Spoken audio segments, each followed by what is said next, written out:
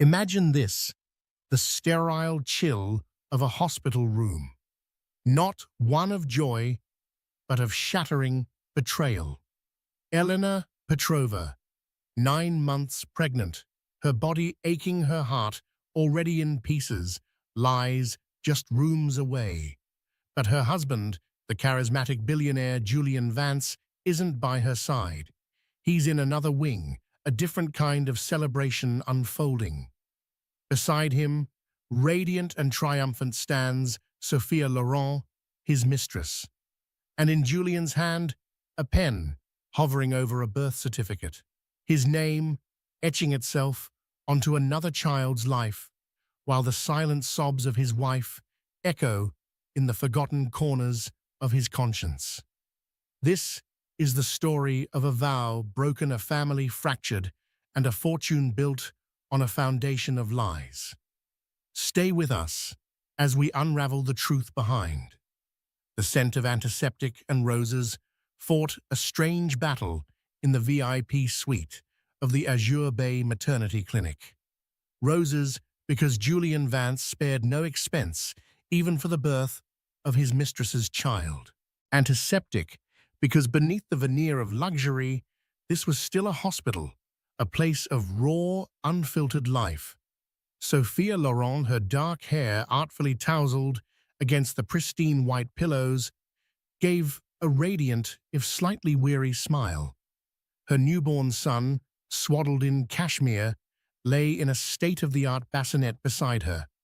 Julian Vance, tall, impeccably dressed, in a Brioni suit that probably cost more than the average nurse's annual salary, stood by the window, looking out over the glittering cityscape of Miami.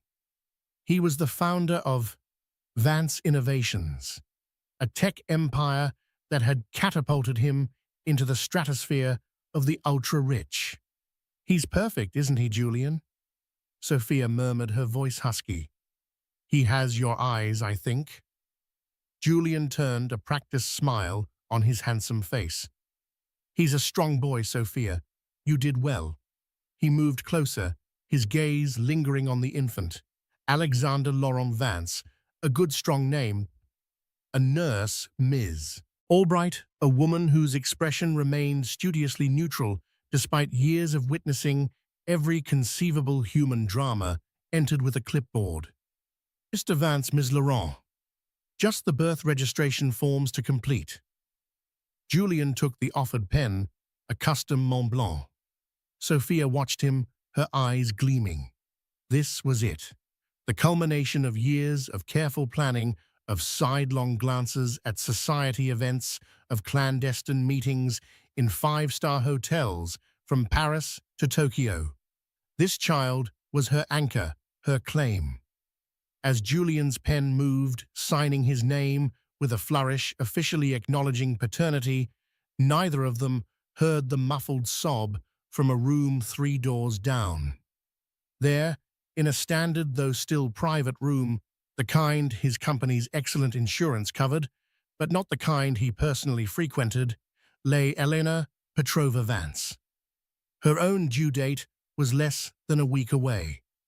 A sympathetic junior nurse, a young woman named Maria, had just broken the news, her voice trembling. She'd seen Julian Vance striding into the VIP wing with Ms. Laurent, had heard the cooing, and had seen the champagne being discreetly delivered. She knew Mrs. Vance from her prenatal appointments, a quiet, kind woman with sad eyes. Maria, against protocol, but driven by a fierce sense of justice, had felt compelled to tell her. "Mrs. Vance, I don't know how to say this." Maria had stammered, twisting her apron. "Mr. Vance, he's here, in the VIP wing, with another woman. She just had a baby boy. He's signing the birth certificate." Elena's world, already fractured, splintered into a million irreparable pieces. The physical pain of her late-stage pregnancy, the Braxton Hicks contractions that had been her constant companions for days, was nothing compared to the agony lancing through her soul. She had known, of course, about Sophia. The whispers had been deafening in their social circle for months. The late nights Julian attributed to critical business, the scent of unfamiliar perfume on his shirts, the emotional Grand Canyon that had opened between them. She had confronted him, tears streaming down her face, her swollen belly a testament to the vows he was trampling. Julian, ever the master manipulator, had been smooth dismissive.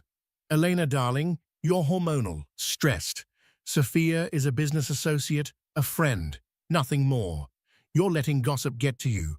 Focus on our baby, on us." He'd gaslighted her so effectively, so consistently, that she'd almost started to doubt her own sanity. Almost. But the evidence had become too blatant. A hotel receipt carelessly left in a pocket, a jeweled earring found in his car, his increasing coldness towards her. Now this, the ultimate public betrayal. Signing his name to another woman's child, while she, his wife, the mother of his soon-to-be-born legitimate heir, lay abandoned, a forgotten footnote in his triumphant narrative. The tears streamed silently down Elena's face, soaking the starched hospital pillow. She didn't scream, didn't rage. A chilling numbness had enveloped her. The love she had once felt for Julian, a radiant, all-consuming fire, had died, leaving behind only cold, hard ash. In its place, something else was stirring. A flicker of resolve, born from the deepest despair. She thought of her parents, Mikhail and Anya Petrova, hard-working immigrants who had sacrificed everything for her to have a better life, to get the education that had led her to meet Julian at a university gala where she was a promising architecture student and he was a rising tech star. They had been so proud. What would they think now? The name Alexander Laurent Vance echoed in her mind. A name that should have been a source of joy, now a symbol of her humiliation. As Julian Vance walked out of Sophia Laurent's suite, his phone buzzed. It was his PA. "Sir, Mrs. Vance's obstetrician, Dr. Ramirez, called. She's been admitted. Early labor." Julian sighed, a flicker of annoyance crossing his face. The timing was inconvenient. "All right, tell Dr. Ramirez I'm on my way. Inform security to keep the paparazzi away from her wing. And from this one." He glanced back at Sophia's door, then strode towards the elevators, the weight of two families, two futures resting on his custom-made Italian leather shoes. He was Julian Vance. He could manage anything. Or so he believed. The corridors of Azure Bay Maternity Clinic seemed to stretch endlessly as Julian made his way from the opulent VIP wing to the more modest private rooms. The shift in atmosphere was palpable, less champagne, more hushed anxiety. When he finally reached Elena's room, Dr. Ramirez, a woman whose calm demeanor usually reassured him, met him with a cool, appraising look. "Julian," she said, her voice devoid of its usual warmth. "Elena is distressed. Her blood pressure is elevated. We need to keep her calm." Of course," Julian replied, a mask of concern slipping easily into place. He walked into the room. Elena lay pale and still, her eyes closed. The only sign of her turmoil was the tear track on her cheek and the way her fingers were clenched white around the bedsheet. "Elena, my love," he began, his voice oozing feigned tenderness. "I just heard. I came as quickly as I could." Her eyes snapped open, and for a moment the raw pain in them made him flinch internally. But there was something else too, a coldness he hadn't seen before. "Did you?" she asked, her voice flat, devoid of accusation, which was somehow more unsettling. "Or did your other commitments delay you?" Julian feigned confusion. "Other commitments, darling? My only commitment right now is to you and our baby." He reached for her hand, but she pulled it away. "Save it, Julian," she said, her voice gaining a sliver of strength. Nurse Maria was kind enough to inform me of your other celebration. Congratulations on Alexander Laurent Vance. Julian felt a surge of anger towards the interfering nurse, but his face remained smooth. Elena, that's a misunderstanding. Sophia needed support, and as a friend, a bitter laugh escaped Elena's lips. A friend whose child you just legitimized with your signature while your pregnant wife is down the hall. What a noble friend you are, Julian. Dr. Ramirez cleared her throat. Perhaps this discussion can wait. Elena needs to focus on the delivery. But Elena wasn't done. No, doctor. I think this discussion is long overdue. Julian, I want you to know that I know everything.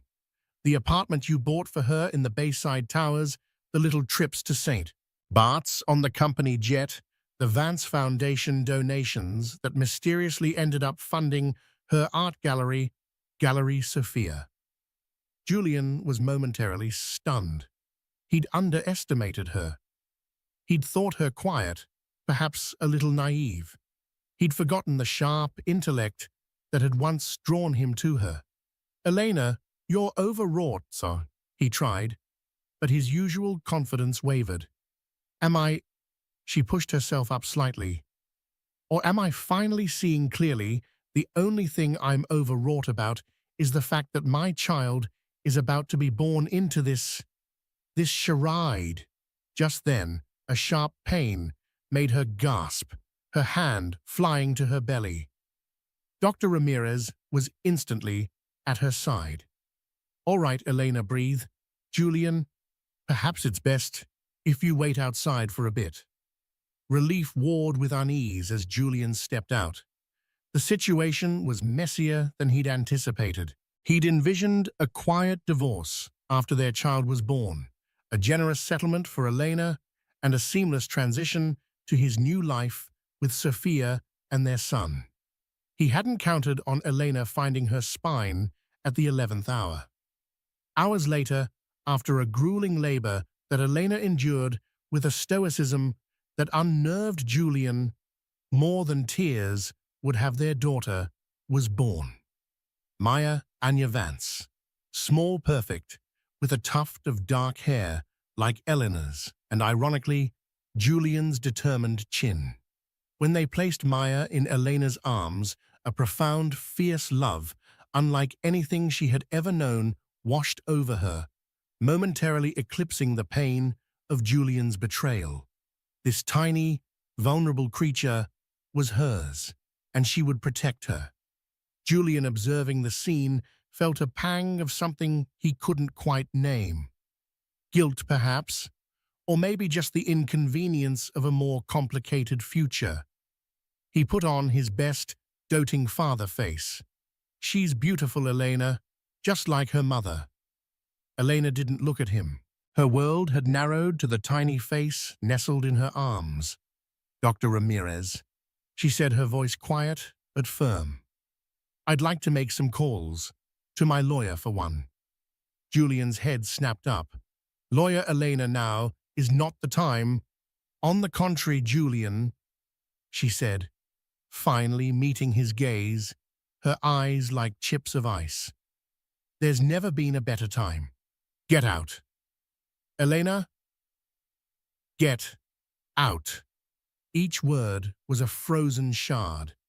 And tell your friend that I hope she enjoys the view from Bayside Towers. It's about to get a lot less comfortable. Julian, accustomed to commanding rooms and people, found himself momentarily speechless. He saw Dr. Ramirez looking at him with disapproval, a nurse hovering protectively near Elena. He was for once not in control. With a tight nod, he turned and left his mind racing. This wasn't just a marital spat anymore. This was war. Back in her VIP suite, Sophia Laurent was preening. She'd seen Julian's brief, strained visit to Elena's wing from her window. She felt a surge of triumph. The wife was clearly hysterical emotional. Julian would soon tire of that drama. He'd gravitate back to her, to the peace and adoration she offered to their son. Her phone buzzed. It was a text from a number she didn't recognize. Enjoying the champagne, Sophia, hope it doesn't leave a bitter taste. Some signatures aren't as binding as you think, especially when they're built on deceit. Tick-tock? Sophia frowned. Who would send such a thing? A prank or something more? A shiver unrelated to the air conditioning ran down her spine. She looked at her son, Alexander, sleeping peacefully. He was her ticket, her security. No one would take that away from her. Meanwhile, Elena, cradling Maya, made her first call. Not to a divorce lawyer, not yet, but to a name whispered to her months ago by a concerned acquaintance who had seen the storm clouds gathering around the Vances. Mr. Marcus Thorne. My name is Elena Vance. I believe you're an investigator. I need your help. My husband is Julian Vance, and I think he's not just unfaithful. I think he might be a monster. Marcus Thorne was a name that rarely appeared in society pages, but was frequently whispered in their aftermath. A former investigative journalist with a bloodhound's tenacity and a ghost's discretion, he now ran a boutique private investigation firm, Thorne and Associates, specializing in the kind of high-stakes, high-net-worth cases that required surgical precision and an impervious moral compass, or at least one that could be flexibly aimed. He listened patiently on the other end of the line, as Elena, her voice still raw with emotion, but underscored by a new, steely determination, recounted her story. She omitted nothing. The slow decay of her marriage, Julian's increasingly blatant affair with Sophia Laurent, the whispers of financial irregularities she'd dismissed as stress-induced paranoia, and the final devastating blow of the birth certificate. Mrs. Vance, Thorne said, when she finally paused, his voice a calm baritone. This is a distressing situation. What exactly are you hoping to achieve by engaging my services? Elena held Maya closer, the warmth of her tiny body a grounding force. I want the truth, Mr. Thorne, all of it. I suspect Sophia Laurent is not just some opportunistic mistress. There's a ruthlessness to her, a calculation that chills me. And Julian, he's built an empire. I want to know if that empire is built on anything solid or if it's as rotten as our marriage. Mostly, her voice cracked. I need to protect my daughter. If I'm to fight him, and I will, I need ammunition. I need to know what I'm up against. I understand, Thorne replied.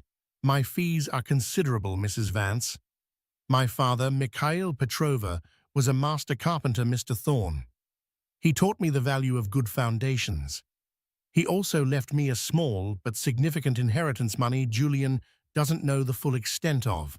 He always called it my just-in-case fund. I think this qualifies as just in case. A rare hint of a smile touched Thorne's lips. Very well, Mrs. Vance. We can begin immediately. I'll need any information you have, names, dates, access to any shared accounts or documents. You can ethically provide details about Julian's inner circle, his routines, anything you can think of regarding Miss Laurent. Over the next few days, while Elena recovered physically from childbirth, a clandestine operation began. She'd sneak moments on a burner phone Thorne had arranged to be delivered, feeding him snippets of information. Her friend, Dr. Lena Hansen, a respected art historian who had always harbored suspicions about Sophia's meteoric rise in the gallery world, also became an invaluable, if unwitting, source. Lena had crossed paths with Sophia professionally and found her knowledge of art surprisingly superficial for someone running a gallery like Gallery Sophia, known for its exclusive, high-priced contemporary pieces. Julian, in the meantime, was feeling the pressure. Elena, had returned to their palatial waterfront mansion in Golden Beach, but it was a cold homecoming. She moved into a guest wing, communicating with him only through her newly hired formidable divorce attorney, a shark named Beatrice Beer Holloway, whose reputation preceded her. Beer had immediately filed for exclusive use of the marital home for Elena and Maya, citing emotional distress and Julian's blatant infidelity. "This is ridiculous," Julian had raged at his own lawyer, the slick, unflappable Arthur Jenkins of Jenkins Finch and Associates. "She can't just kick me out of my own house." "Technically, Mr. Vance," Arthur had replied smoothly, "with a newborn and given the public nature of your other relationship, the courts may lean sympathetically towards Mrs. Vance's request for the time being. We need to manage the optics." Optics. Julian hated that word. He was used to creating his own reality. He visited Sophia and Alexander at the Bayside Towers apartment, a lavish penthouse he'd purchased under a shell corporation. Sophia was becoming increasingly demanding, sensing her moment. "When are you going to deal with Elena Julian?" she'd asked, stroking baby Alexander's cheek. "This limbo is untenable. We need to be a proper family. Alexander needs his father properly and publicly." She'd also shown him the anonymous threatening text message. "Someone is trying to intimidate me." Julian had dismissed the text. "Probably just some jealous socialite, my dear. Don't worry about it." But privately, it irked him. It was another loose thread, another sign that his carefully constructed world was fraying at the edges. Thorne's investigation, meanwhile, was beginning to yield fruit. He was meticulous. He started with Sophia Laurent. Her official biography painted her as a Parisian ingenue, educated in art history at the Sorbonne, who had come to Miami and charmed her way into the art scene. Thorne's dig into her past, however, revealed cracks in that facade. Her real name was Sophie Dubois, and while she had spent time in Paris, it wasn't at the Sorbonne, but rather working in a series of low-level jobs, including a stint at a nightclub with a less-than-stellar reputation near the Champs-Élysées. There was a gap of 2 years in her late teens that was completely unaccounted for. "Interesting," Thorne mused to his associate, a tech whiz named Chloe. "Our Parisian princess might have a few skeletons in her armoire." He then turned his attention to Vance Innovations. Julian's company was a behemoth specializing in proprietary AI algorithms for financial markets and data security. It was mostly privately held, with Julian owning a controlling stake. Thorne began by looking at the flow of money, particularly the Vance Foundation, which Julian used for his philanthropic endeavors, and as Elena suspected, for other less altruistic purposes. Chloe, using her skills to navigate the labyrinth of offshore accounts and shell corporations that often accompanied vast fortunes, flagged a series of transactions from the Vance Foundation to entities connected to Gallery Sophia. The amounts were substantial, disguised as grants for artistic development or cultural exchange programs. "It's more than just funding a mistress's hobby, Mrs. Vance," Thorne reported to Elena during one of their discreet calls. "The sums are disproportionate to the gallery's legitimate turnover. It looks less like patronage and more like a very sophisticated form of money movement." Elena felt a chill. "Money laundering?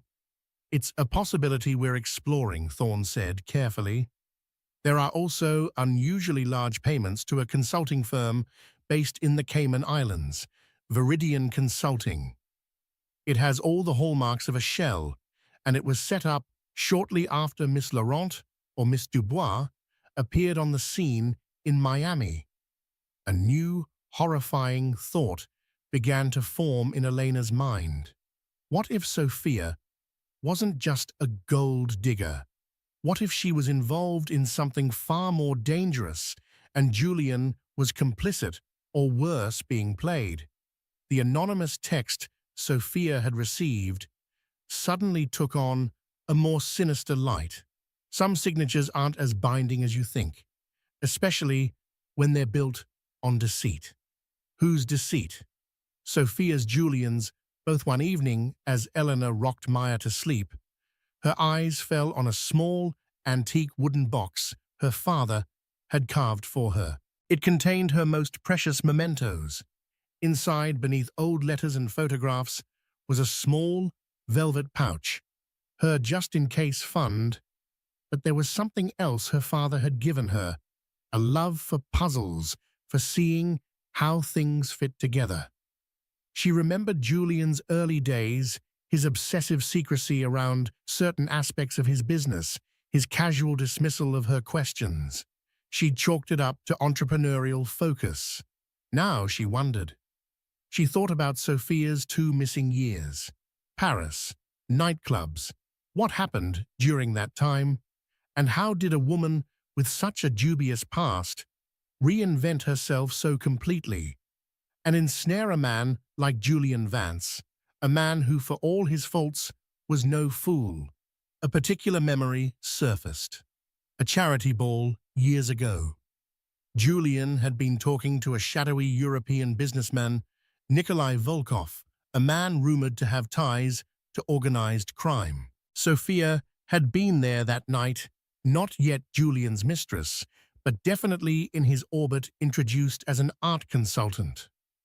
Elena had felt a prickle of unease about Volkov then. Could there be a connection? She relayed this to Thorne. Nikolai Volkov. Yes, his name has come up in relation to other discreet inquiries. Thorne said, his voice guarded. This adds another layer, Mrs. Vance, a potentially dangerous one. The threads were not just unraveling. They were starting to form a terrifying tapestry. Elena knew she was in deeper than she could have ever imagined. But with Maya's soft breath against her neck, her resolve hardened. She would see this through, no matter the cost. Marcus Thorne, a man who prided himself on his unflappability, felt a distinct thrill of the hunt. The name Nikolai Volkov was a significant escalation. Volkov wasn't just some generic shady businessman, he was a player in the murky world of international illicit finance and influence peddling, with rumored connections that stretched from Eastern Europe to the art markets of London and New York. If Sophia Laurent, and by extension Julian Vance, were tangled with Volkov, this case was far more explosive than a billionaire's messy divorce. Thorne decided to leverage his old contacts in European law enforcement. While Chloe dug deeper into Viridian Consulting and its transactions with Vance Innovations, Thorne put out feelers about Sophie Dubois and any known associates of Volkov who matched her description or timeline. Meanwhile, Elena was living in a gilded prison. Julian, furious at being barred from his own home and under pressure from Sophia, had instructed Arthur Jenkins to play hardball. Motions were filed demanding Elena undergo psychiatric evaluation, citing her erratic behavior and delusional accusations. He was trying to paint her as an unstable, vindictive woman, unfit to make decisions about their child or his finances. "He's trying to break me, B," Elena said, her voice trembling during a meeting with her lawyer. Baby Maya gurgled softly in her carrier. Bea Holloway, a woman whose sharp suits were as formidable as her courtroom presence, patted Elena's hand, a rare gesture of softness. "Of course he is, my dear. It's the classic playbook of a powerful man cornered. But we're not going to let him. Thorne is making progress, and you, Elena, are stronger than Julian gives you credit for." Elena found an unexpected source of strength in the routine of caring for Maya. The late-night feedings, the soft lullabies, the fierce, primal love she felt for her daughter, it all coalesced into an unshakable resolve. She also started quietly documenting everything. Julian's past comments, his financial dealings she'd been privy to, names of his associates. She was no longer just a grieving wife. She was an archivist of her own life, searching for clues. The breakthrough came from Paris. Thorne's contact, an old friend from Interpol named Inspector Dubois, no relation, ironically, to Sophia's original surname, sent a cryptic message regarding your Sophie Dubois inquiry and Volkov. Look into the unsolved 2015 disappearance of one Jean-Luc Moreau, an art appraiser and authenticator from Lyon. Moreau was last seen in Paris after a meeting with individuals loosely connected to Volkov's circle. He specialized in Russian avant-garde. Also, a young woman matching Dubois's description was known to be an associate of Moreau around that time. Went by the name Lily, then she vanished. Thorne felt the pieces click. Jean-Luc Moreau, he murmured. Lily. Sophia's 2 missing years. He presented this to Elena. Moreau was known to be meticulous, but also rumored to be in debt.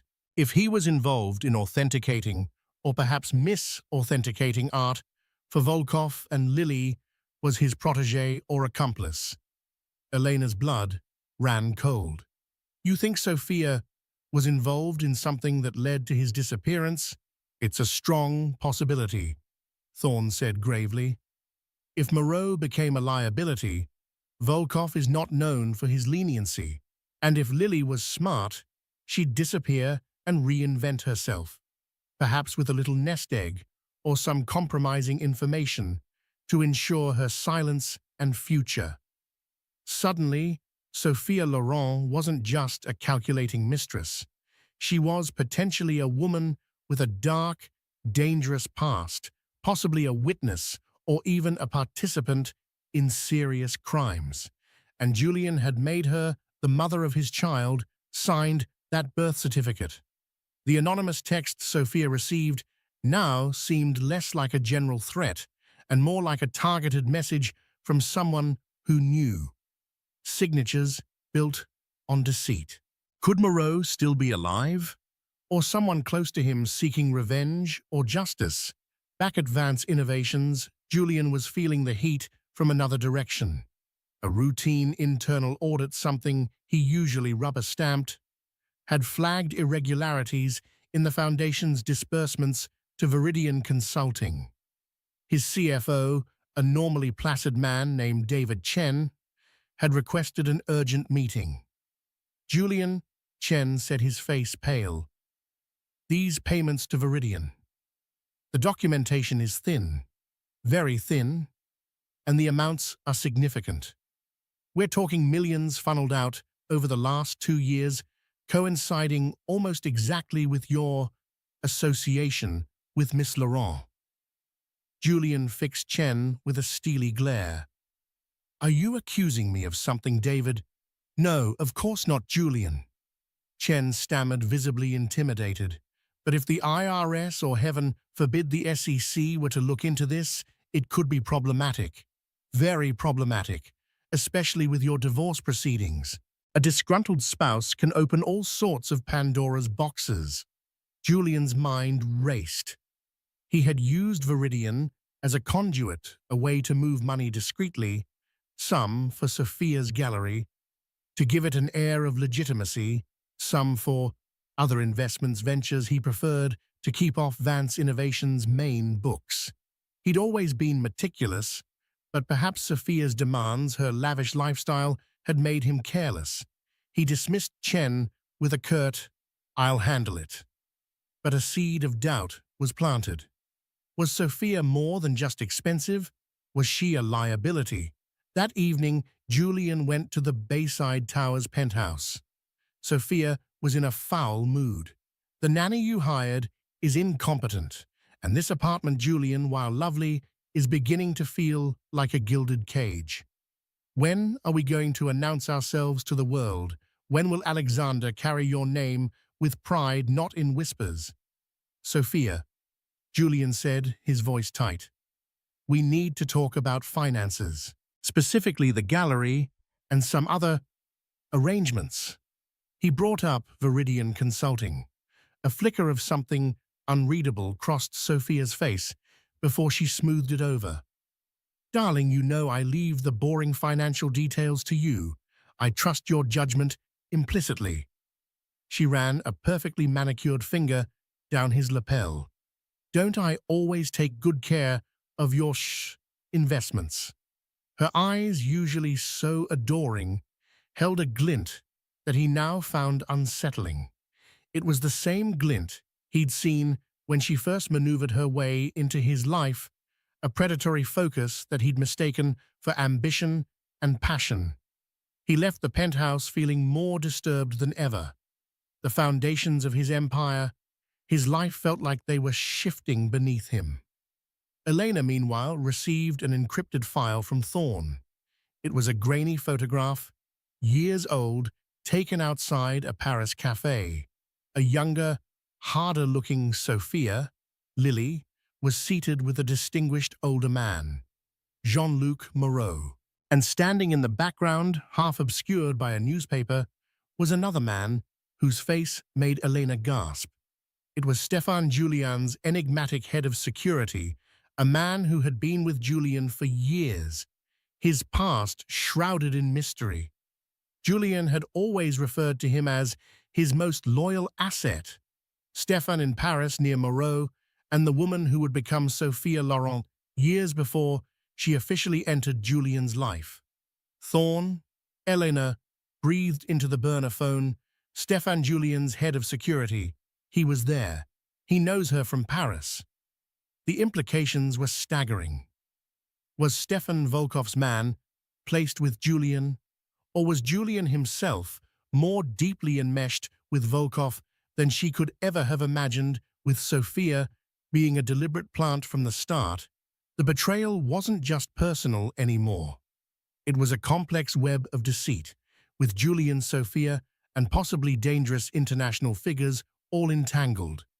And Elena, with baby Maya, was right in the middle of it. Just then, her personal cell phone rang. It was Julien. His voice was strained. Elena, we need to talk urgently, not with lawyers, just you and me. About Sophia, about everything. Was this a trap? Or had the pressure finally gotten to him? Elena agreed to meet Julien, but on her terms, a neutral public location, the sprawling botanical gardens of Fairchild Tropical Garden, a place with too many witnesses for overt threats. She also informed B. Holloway and Marcus Thorne, who arranged for discreet surveillance. Thorne, intrigued by Stefan's connection, was particularly keen. The humid Miami air hung heavy as Elena waited on a secluded bench near the orchid exhibit, Maya asleep in her stroller. Julien arrived looking haggard. The impeccable sheen he usually wore was gone, replaced by dark circles under his eyes and a tension that radiated off him. Elena, he began, his voice raspy, thank you for meeting me. What do you want, Julien? She asked, her tone devoid of warmth. He sighed, running a hand through his usually perfect hair. This whole thing with Sophia, it's more complicated than you think, than I thought. Complicated? Elena raised an eyebrow. Or criminal? Julien flinched. I made some mistakes, misjudgments. Sophia, she's not who I thought she was. He recounted his growing unease, the financial irregularities Chen had pointed out, Sophia's increasing demands, and a veiled threat she'd made when he'd questioned her about Viridian Consulting and some of its more opaque dealings. She hinted that she has leverage, information that could damage me, the company. Information about your dealings with Nikolai Volkov, perhaps? Elena watched his face carefully. Julien went pale. How do you know that name? I know a lot of things, Julien. I know Sophia used to be Sophie Dubois, also known as Lily. I know she was an associate of Jean-Luc Moreau, an art appraiser who vanished in Paris. I know your head of security, Stefan, was also in Paris around that time, near them both. Julian looked like he'd been physically struck. He sank onto the bench. Stefan, he whispered. He recommended her, said she was a brilliant art consultant who could help the foundation. He vetted her. The pieces were falling into a horrifying pattern. Stefan hadn't just been Julian's security chief. He had likely been Volkov's man all along, subtly manipulating Julian, introducing Sophia into his life as a beautiful, intelligent Trojan horse. Sophia's role was to bind Julian to Volkov, likely through a combination of seduction, financial entanglement, and eventually blackmail. The child Alexander was the ultimate insurance policy. Julian, Elena said, her voice surprisingly steady. You've been played, royally, by Sophia, by Stefan, and almost certainly by Volkov. That money flowing through the Vance Foundation and Viridian Consulting, where was it really going? What was it really for? He looked down, shame and fear warring on his face. Some of it was to legitimize certain artifacts, artworks. Volkov deals in antiquities sometimes of questionable provenance. Sophia, with her gallery, was meant to be a clean channel. I thought it was just aggressive business, bending rules, not breaking laws. And now, Julian admitted, his voice barely a whisper, I think Volkov owns a part of me. And Sophia, she's his enforcer. She hinted that if I don't cooperate, if I don't continue to allow my company to be used, evidence of certain transactions could find its way to the authorities, or worse, to people who don't bother with authorities. Elena felt a cold dread, but also a strange kind of vindication. Her instincts had been right. This was bigger than infidelity. And the baby Julian Alexander, was he part of the plan too? Julian looked utterly defeated. I don't know. I thought I wanted a son. She knew that. He looked at Maya, sleeping peacefully. I was a fool. Yes, you were, Elena agreed, and a cruel one. But right now, we have a mutual problem. Volkov and Sophia. They won't stop. They'll bleed you dry, destroy your company, and if we fight them, they could endanger Maya. Suddenly, a new figure emerged from the path, Sophia Laurent. Her expression was glacial. Behind her, a respectful distance away, was Stefan. What a touching family reunion, Sophia said, her voice dripping sarcasm. Julian, darling, I thought we had an understanding. No more clandestine meetings with the hysterical wife. Stefan moved slightly, his presence a silent threat. Thorne's men, hidden amongst the tourists, and Flora tensed. Sophia, Julian said, standing up, trying to regain some semblance of control. This has gone too far. On the contrary, Julian, Sophia purred, stepping closer, it's only just beginning. You see, Elena, your husband made promises, not just to me, but to people far more influential, people who don't take kindly to broken agreements. She gestured vaguely towards Stefan. Some signatures, like the one on my son's birth certificate, are binding.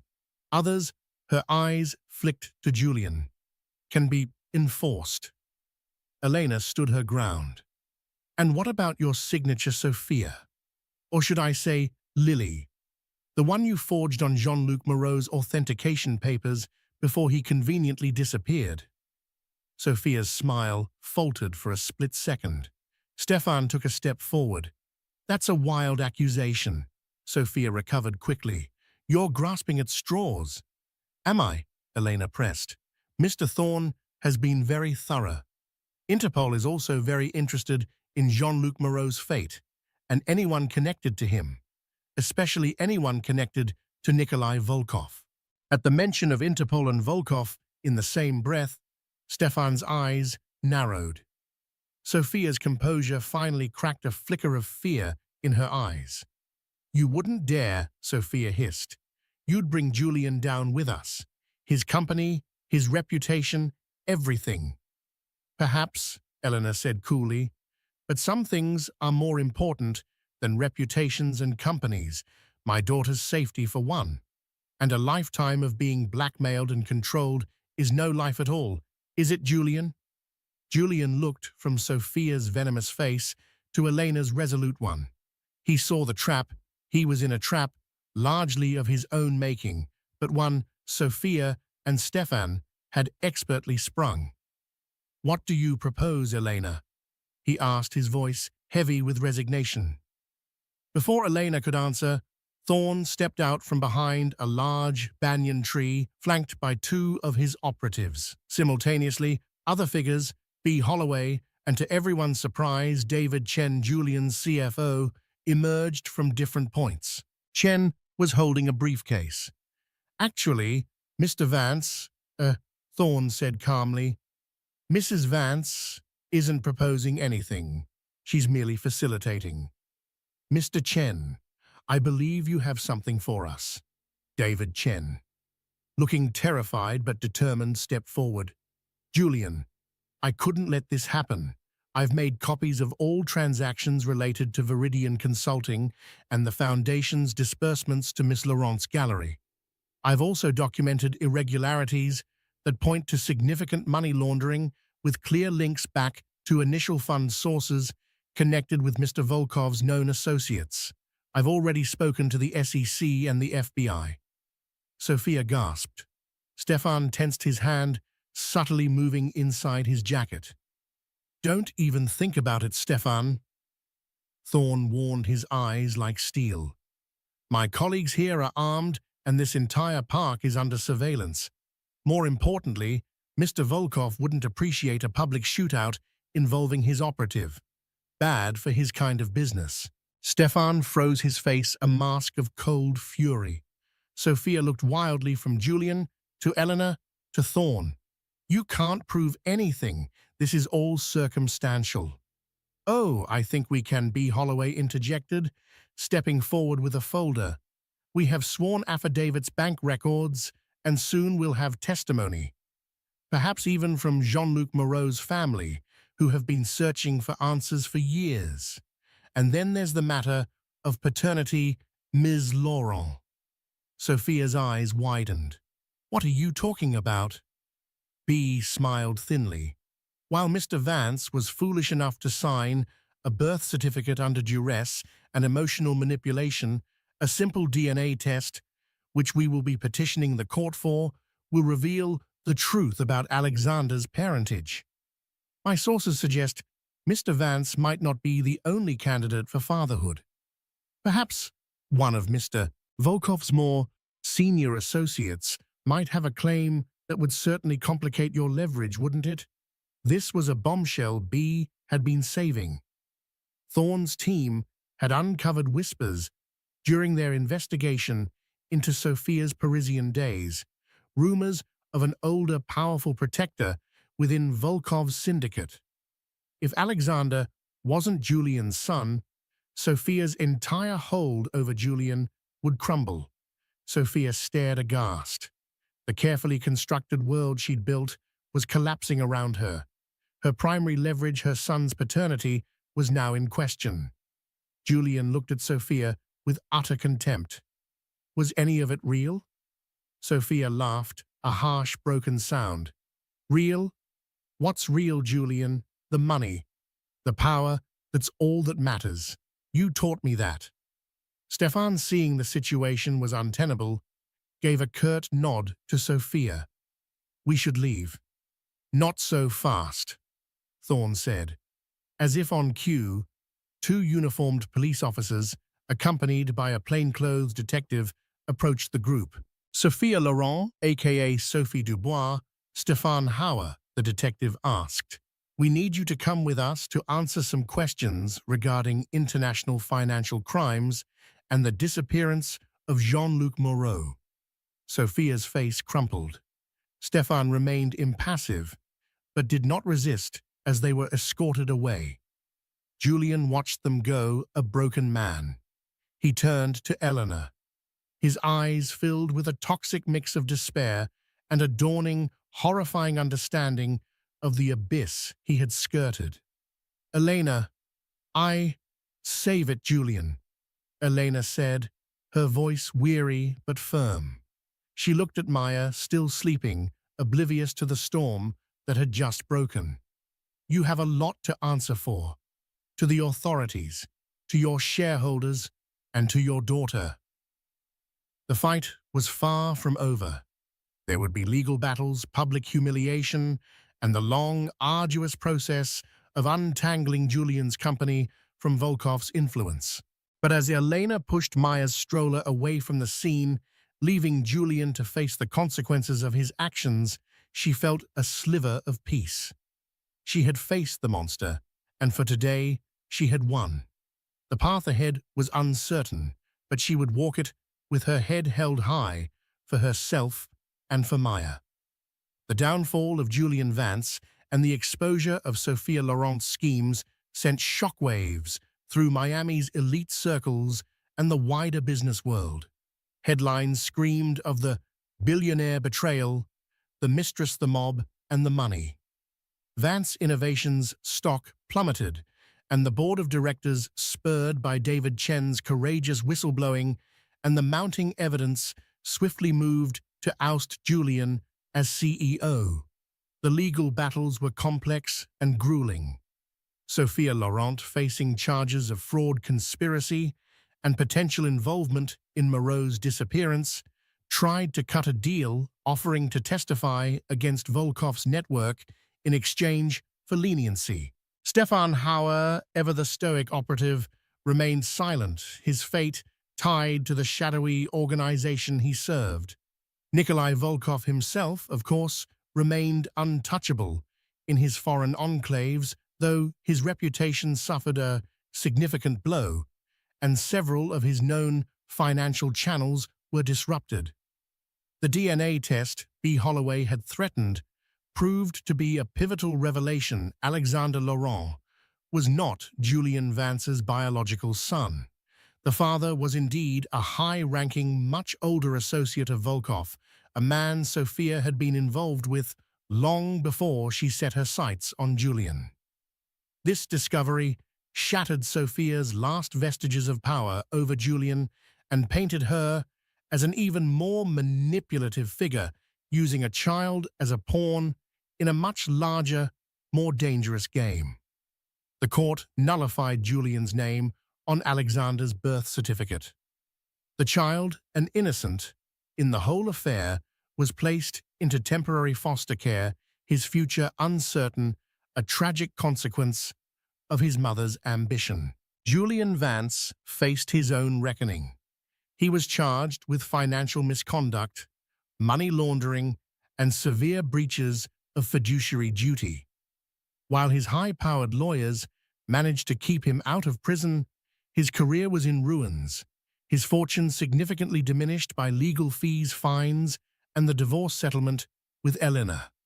He became a pariah, a cautionary tale whispered at cocktail parties. The empire he had built with such arrogance crumbled not with a bang, but with the slow, inexorable grind of justice and public disgrace. For Elena, life began anew, albeit scarred. The divorce was finalized, and she secured a settlement that, while not the vast fortune Julian once controlled, was more than enough to ensure her and Maya's future. More importantly, she had her freedom and her dignity. She sold the palatial Golden Beach mansion, finding its opulence tainted by too many bitter memories. She bought a more modest, beautiful home, further up the coast, a place with light and air, and a garden where Maya could play. She reconnected with her passion for architecture, starting small, designing sustainable, community-focused projects. Her work, infused with a newfound resilience and empathy, began to gain recognition. She found solace and strength in her parents, Mikhail and Anya, who rallied around her with unwavering love and support, doting on their granddaughter. Her friend, Dr. Lena Hansen, remained a steadfast ally. Marcus Thorne, his job done, faded back into the discreet world he inhabited, but not before expressing his admiration for Elena's courage. David Chen, after a period of intense scrutiny, was lauded for his integrity and went on to a respected position in a financial oversight body. Years passed. Maya grew into a bright, inquisitive child, thankfully untouched by the darkness that had preceded her birth. Elena made sure her world was filled with love, honesty, and the simple joys her own parents had taught her to value. She rarely spoke of Julian, and when she did, it was with a detached sorrow rather than bitterness. One sunny afternoon, Elena was sketching in her home studio, the scent of frangipani drifting in from the garden where Maya was laughing, playing with her grandparents. Her phone rang. It was an unknown number. Hesitantly, she answered. "Elena?" The voice was hesitant, gravelly, almost unrecognizable. It was Julian. She hadn't spoken to him in years, not since the final court proceedings. "Julian," she replied, her voice calm. I know I have no right," he began, "but I saw an article about your new community project. It's wonderful. You always were talented." There was a pause. "I just wanted to say, I'm sorry, Elena, for everything, for the pain I caused you, Maya, for the man I became. There's not a day that goes by that I don't regret it all." Elena listened, a complex swirl of emotions passing through her. The wounds were deep, but time and her own strength had healed them into scars rather than open sores. "Thank you for saying that, Julian," she said softly. "I hope you find some peace." She didn't offer forgiveness, not explicitly. Some things couldn't be unsaid or undone. But in her voice there was no hatred, only a quiet acceptance of the past and a focus on the future. She ended the call, a chapter finally truly closed. She looked out at Maya, her heart swelling. The betrayal had been devastating, the fight arduous, but she had emerged not just as a survivor, but as a woman reborn, stronger, wiser, and dedicated to building a life of meaning and integrity for herself and her daughter. The shadows of the past had finally given way to a brighter, more authentic dawn. And so Elena Vance, once the silent, crying wife, found her voice, her strength, and her justice. Julian's empire, built on deceit, crumbled, and Sophia's manipulative web ensnared herself. This story is a stark reminder that wealth and power cannot shield one from the consequences of betrayal, and that even in the darkest moments, the courage of one individual can bring truth to light. What did you think of Elena's journey? Could you have imagined such a complex web of deceit spun by Sophia and her shadowy associates? What does true justice look like in a situation like this? Let us know your thoughts in the comments below. If this story of resilience, betrayal, and ultimate vindication moved you, please hit that like button. Share it with someone who appreciates a real-life drama. And don't forget to subscribe to our channel for more compelling narratives. Click that notification bell so you never miss an update. Thank you for watching.